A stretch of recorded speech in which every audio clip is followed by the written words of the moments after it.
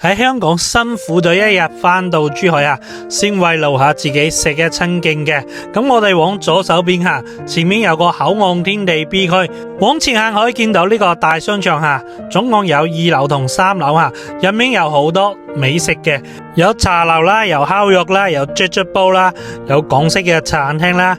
咁啊辛苦一日先慰勞自己食餐勁嘅。沿住商場行到3樓。見到呢個手信店呢，再行出嚟就見到我住嘅屋苑啦。當初選擇住呢邊就係因為方便，可以步行過關口。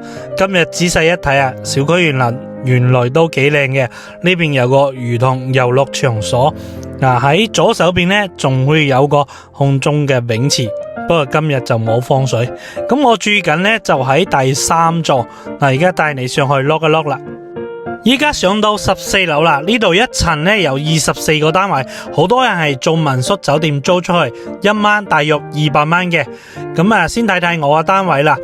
先入去洗手間睇下，呢邊呢智能化會比較高嘅，智能按鍵啦，智能馬桶啦，沖涼房空間呢對比香港嚟講都係大好多嘅。咁呢個單位呢係建築面積400尺，實際俾到我用呢有300尺。呢邊有個開放式嘅廚房，不過我用唔到，因為我基本喺口岸食嘢嘅。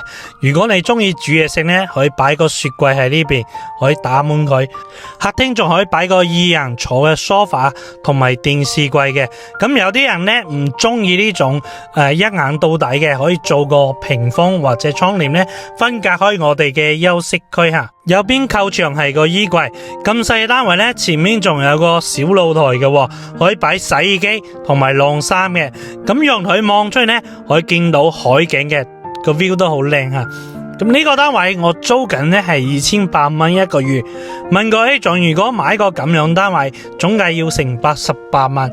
咁啊，呢個就係我點解一個月可以存翻15000蚊嘅原因啦。多謝大家收睇今日嘅 vlog。